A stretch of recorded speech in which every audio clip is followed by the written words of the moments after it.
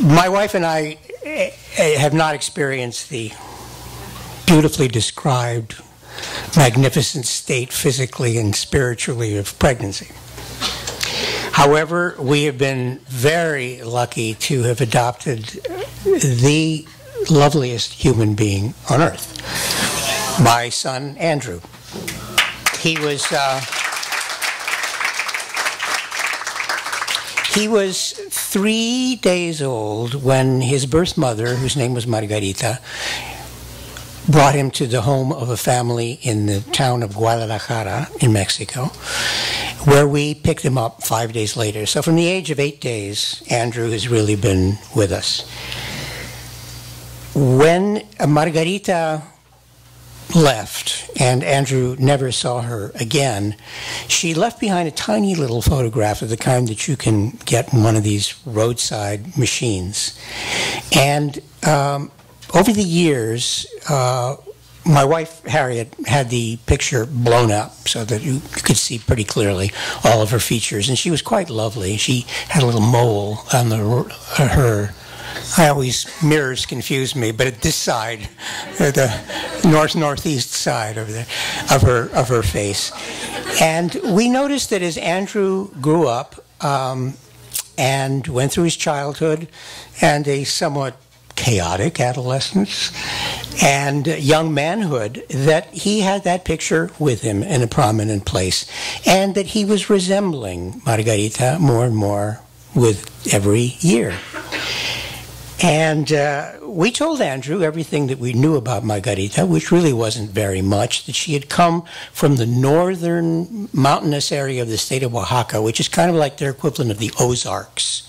You know, just no roads, no money, no opportunity, travel by donkey if you're lucky.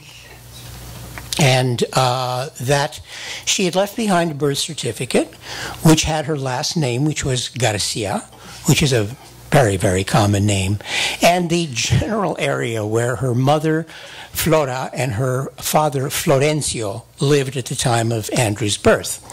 And it wasn't exactly an address. It was more like a series of kind of like attempts at a stab at the general area where possibly these people might be known. So it had words in it like Putla, which is one part of the map, and then there's Itundujia, which we were never able to find on the map, and Paraíso, which also could have been a principality, could have been somebody's name. We have no idea. It could have been a crater in the middle of the earth. But that was basically all that we knew. And one day, we would ask Andrew, as a matter of fact, if he was at all interested in our making an effort to at least get some information on this person. And he was interested, but not what I would call proactive about it. And I got the feeling, rightly or wrongly, that no news was enough news about this person. But we did have an opportunity finally to conduct a search just a couple of years ago when Andrew was 25 and my wife and I were going to Oaxaca. And we thought, well, what a wonderful opportunity to at least begin the search for her family. I don't know if you've ever done any searching in Mexico, and God knows, especially any detective work, but the basic operating principle in Mexico is promise everything, but don't be in a terrible hurry to show up when it's needed. Which is a very delicate and lovely way of saying, I want to help you, but I really have nothing to say. I don't want to leave you disappointed. So I'm going to give you some inaccurate information. In any event, all the things we had hoped on that might guide our search disappeared, evaporated by the time we got to Mexico, and we were left with only one strategy, which was, let's go to the farthest possible town in the north, which happened to be called Tlaxiaco, from which we could sally forth into the surrounding 200-kilometer square area by donkey, by prayer, whatever means we could, but be able to get back at night in time to check in safely at whatever hotel we might have. So Andrew and his then fiancée, Elsie, who comes from El Salvador, joined us, and my wife, Harriet, and I. And we went down to Mexico. We went to Oaxaca, and we grabbed, at 3 o'clock in the morning, a bus that took us the 4 hours to Tlaxiaco. We arrived there at 7 o'clock in the morning, soon after my wife discovered that somebody on the bus had stolen her iPhone. We checked into a hotel where we had to pay by the day and in cash. We were given rooms that had something that seemed to approximate a key, but we weren't entirely sure that that's what really it was all about. And we went to breakfast, and we confronted the fact that we had absolutely no idea what to do. My behavior at that point, since I was terrified and confused, was, of course, to take total charge and to practice the highest level of incompetence you have ever seen. I wanted somehow, especially my son, who was beginning to look a little crestfallen, and when he saw his parents gouging away at each other at the breakfast table, I wanted to give him some sense that something was being done. So I said, I'm going to go out to the town of Tlaxiaco. I'm going to start asking around. And I took the copy of the birth certificate, and I think my wife yelled at me, well, at least check with the manager before you go. So on my way out of the hotel, I see the manager, the guy who had checked us in about an hour or so before, and I say, let's start somewhere.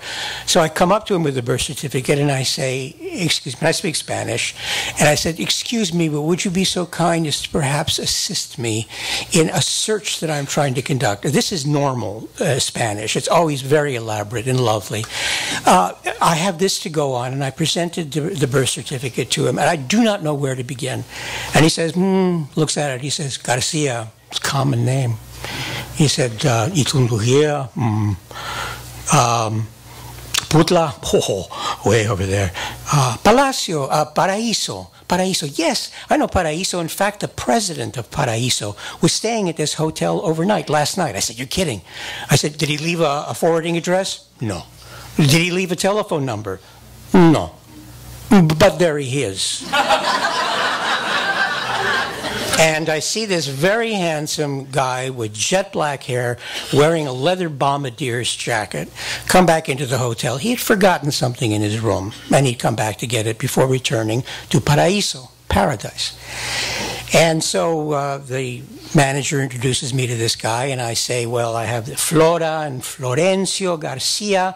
I know they lived in this area 25 years ago. I have some important information I'd like to communicate, because I didn't know what to say about adoption. I had no idea if they welcomed the idea or not there. And he says, well, the guy I'm traveling with is named Garcia. He's the civil engineer of the town of Paraíso. Let me give him a call. Maybe he knows. There might be. So he gets on his cell phone. He calls him, and this Mr. Garcia comes from the car where he's been waiting to leave with the president of Paradise. And the president of Paradise looks at me, and all of a sudden his face darkens. And this is what I was afraid of. And he said, by the way, why do you want to know? And I figured, when in doubt, when you can't use your imagination, go with the truth. So I said, well, you know, we've adopted their grandson. We thought they might be interested in knowing us around. He says, oh, you adopted their grandson. How nice. Felt a certain relief. At that point, Andrew comes into the hotel lobby, and I noticed that another guy is approaching from outside, and it's a man named Noé Garcia. And he comes in, and the president of Paradise tells him what the situation is, and he looks at the birth certificate and he says, Flora and Florencio Garcia, yeah, they used to live here. Their daughter, Margarita, she's my first cousin. I'm thinking, my God, 25 years of waiting and 20 minutes of looking? This can't be true. I'm in shock. And Noé, a lovely man, comes up to Andrew and he says, and you've got her birthmark. And that's the moment at which I knew it was real. This miracle was happening. He told us that he hadn't heard from Margarita in over 15 years, that the family had cleared out pretty much the time Andrew was born, and they'd gone 3,000 miles away to a little fishing village in Baja California called San Felipe.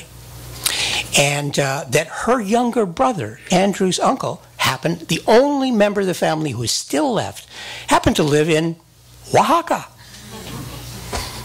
He said, so why don't you go back home and see if I can put you in touch with them. So we go back to Oaxaca, we take the next bus out, and there's nothing left to steal. But at that point, we were so open-hearted, they could have taken anything. It wouldn't have mattered. I was just on, well, I'm not a believing person, so let's just say I was in a very high floor of reality. I was in the penthouse of my individual sense of the truth. And we get back to our hotel in Oaxaca. The next day, this lovely young man, Andrew's uncle, comes to the hotel. He's carrying a cell phone. He puts the cell phone down on the table, and we're surrounding it. He puts it on speakerphone, and there is Andrew's birth mother, Margarita, speaking to him. She doesn't speak English, and Andrew never had the opportunity to learn Spanish. Doesn't matter. They're talking to each other, and they both basically said the same thing. I've thought about you all the time. It's so good to know that you're okay.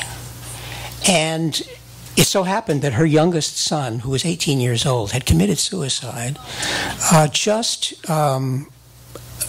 Christmas Eve. So it would have been a little bit before we had gotten down there. And to her, this was like rebirth. She had lost a child and she had gained a child. And I saw, for the second time, an expression which I had never seen before on his face, the first time being when he met Noé, which was a look of peace, peacefulness, calm, and sweetness. It was as if a breath that had been held for 25 years had just very quietly been released, a breath of relief. She was okay. And for 25 years, he'd been worried about her, and there wasn't much he could do or even wanted to say about that. And I think that was the time that I realized that adoption isn't just about finding what you've lost, but it's also about being able to let go.